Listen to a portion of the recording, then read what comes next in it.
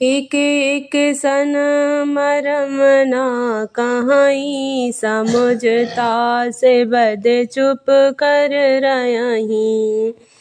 भय उकुलाहल नगर मझारी, आबा कपिलंका जेहि जारी।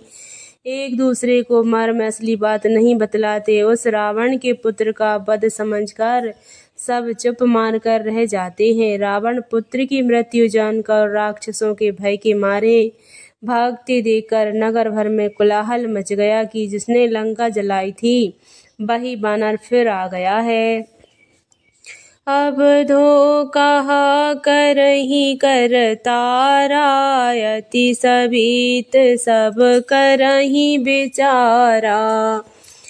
बिन पूछे मग देह दिखाई, जेहि बिलोक सोई जाए सुखाई।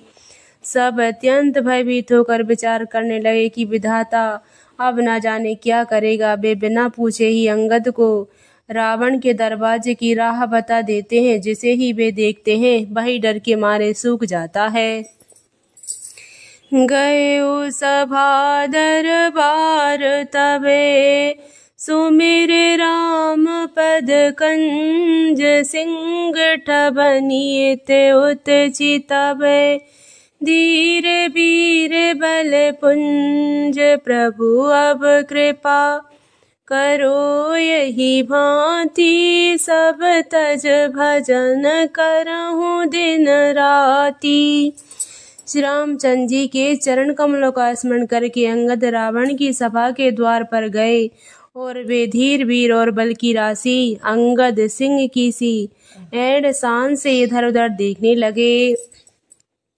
तुरत निशाचर एक पठावा, समाचार रावण ही जनावा।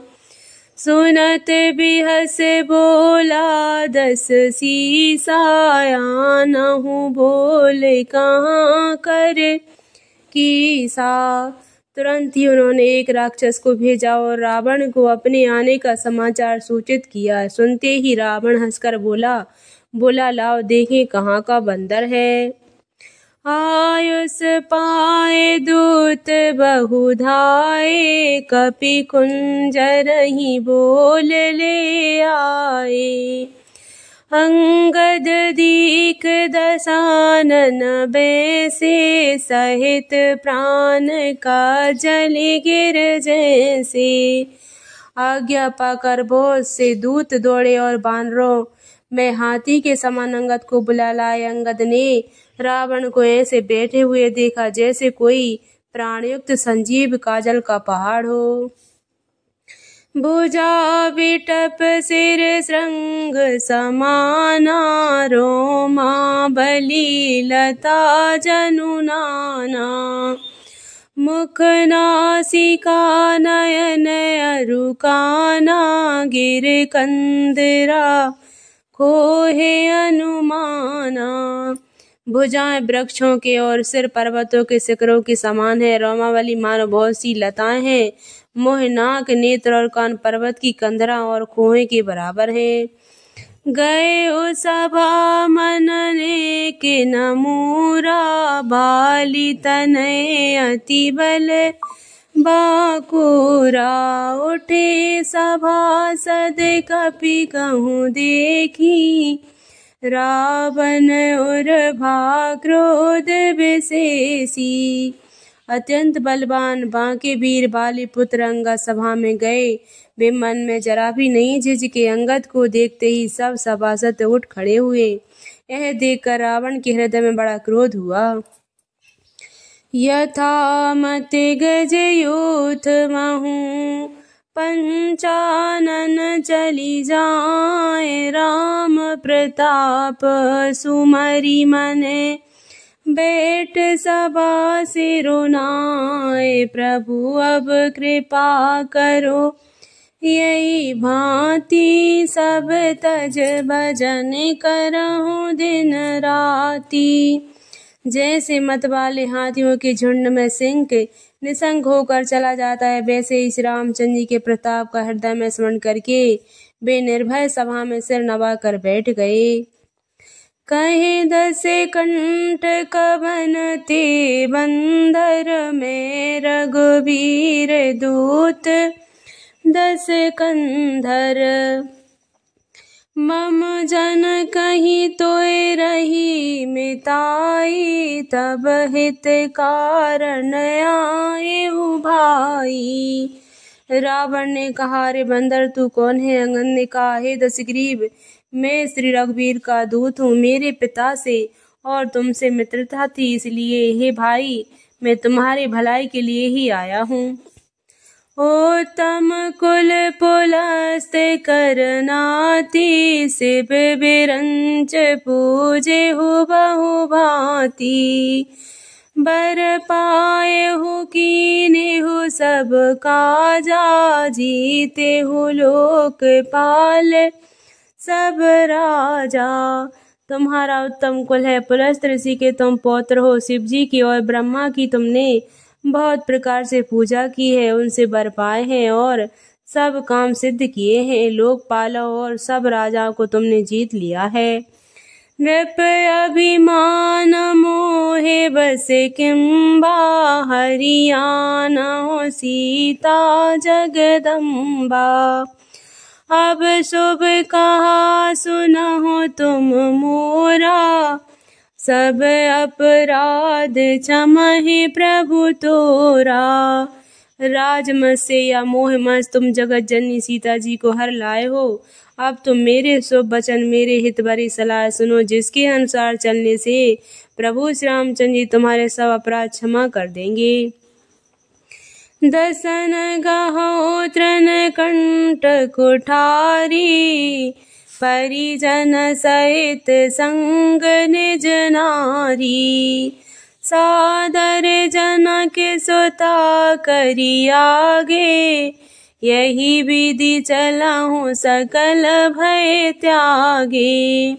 दांतों में तिनका दबाव, गले में कुल्हाड़ी डाल और कुटुंब सहित अपनी स्त्रियों के साथ लेकर आदर पूर्वक जानकी जी को आगे करके इस प्रकार सब भय छोड़कर चलो। प्रणत पाल रघुवंश मणि, त्राहे त्राहे अब मोहे आरती गिरा, सुनत प्रभु अब करेंगे तो, हे प्रभु अब कृपा करो, यही भांति सब तज भजन करहु दिन राती। और हे शरणागत के पालन करने वाले रघुवंश शिरोमणि श्री रामचंद्र जी, मेरी रक्षा कीजिए, रक्षा कीजिए। इस प्रकार आर्त प्रार्थना करो, आर्त पुकार सुनते ही प्रभु तुमको निर्भय कर देंगे। रे कपि पोत बोल संभारी, मूड न जानहि मोहे सुरारी, कहूँ निज नाम जनक कर भाई, केहि नाते मानिए मिताई। रावण ने कहा, रे बंदर के बच्चे संभाल कर बोल, मूर्ख मुझ देवताओं के शत्रु को तूने जाना नहीं। अरे भाई अपना और अपने बाप का नाम तो बता, किस नाते से मित्रता मानता है। अंगद नाम बाली कर बेटा, तासु कबहु भई ही भेटा, अंगद वचन सुनत सकुचाना, रहा बाली बानर में जाना। अंगद ने कहा, मेरा नाम अंगद है, मैं बाली का पुत्र हूँ, उसने कभी तुम्हारी भेंट हुई थी। अंगद का वचन सुनते ही रावण कुछ सकुचा गया और बोला, हाँ मैं जान गया, मुझे याद आ गया, बाली नाम का एक बंदर था। अंगद तही बाली कर बालक, उपजेहु बंसे अनल कुल घालक, गर्भ न गए व्यर्थ तुम जाए हो, निज मुख तापस दूत कहाए हो। अरे अंगद तू ही बाली का लड़का है, अरे कुलनाशक तू तो अपने कुल रूपी बांस के लिए अग्नि रूपी पैदा हुआ है, गर्भ में ही क्यों नहीं नष्ट हो गया? तू व्यर्थ ही पैदा हुआ, जो अपने ही मुख से तपस्वियों का दूत कहलाया। अब कहूँ कुशल बाली कहे आया ही, बिहसे बचन तब अंगद कहाई। दिन 10 गए बाली पह जाई, बूझियो कुशल सखा और लाई। अब बाली की कुशल तो बता भाई आजकल कहाँ है? तब अंगद ने हंसकर कहा, 10 कुछ दिन बीतने पर स्वही बाली के पास जाकर अपने मित्र को हृदय से लगाकर उसी से कुशल पूछ लेना। राम विरोध कुशल जस होई, सो सब तोहे सुनायह सोई। सुन सट भेद होए मन ताके, श्री रघुवीर हृदय नहीं जाके। श्री रामचंद्र जी से विरोध करने पर जैसी कुशल होती है बस अब तुमको भी सुनावेंगे। हे मूर्ख, सुन, भेद उसी के मन में पड़ सकता है, भेद नीति उसी पर अपना प्रभाव डाल सकती है जिसके हृदय में श्री रघुवीर ना हो। हम कुल घालक सत तुम्हें, कुल पालक 10 शीस, अंधौ बधिर नास कहाई। नयन कान तब 20, प्रभु अब कृपा करो। यही भांति सब तज भजन करहु दिन राति। सच है तो कुल का नाश